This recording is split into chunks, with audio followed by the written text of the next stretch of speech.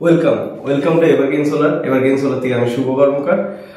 আর খুব বড় একটা গুড নিউজ আছে আমাদের কাছে, যেটা হচ্ছে সিএসসি তে এখন পিএম সূর্যাঘরের আন্ডারে সিএসসি তেও সাবসিডি চালু হয়েছে।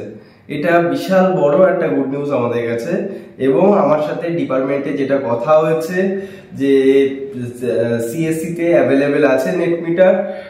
যেমন আমাদের ডিসিএল এ নেট মিটার হতে একটু টাইম লাগছে, সিএসসি তে কোনো টাইম তেমন লাগবে না, যেটুকু এখনো পর্যন্ত কথা হয়েছে। সিএসসি তে খুব ফাস্ট সাবসিডিও পাওয়া যাবে, সেটাও শোনা যাচ্ছে।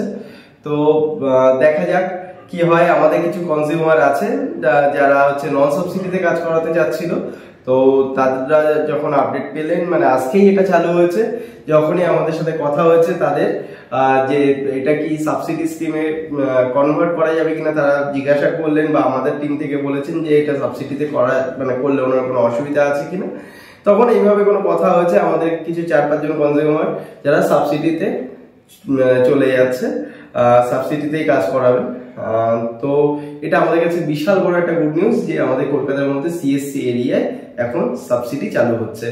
আর সাথে প্যারালালি আমরা কয়েকটা জিনিস দেখিয়েও দিই, আমরা কিভাবে 3D অ্যানালিসিস করি না করি, নাকি এই ভিডিওটা এরকম শর্টই থাক, এই ভিডিওটা এরকম শর্ট থাক। Thank you.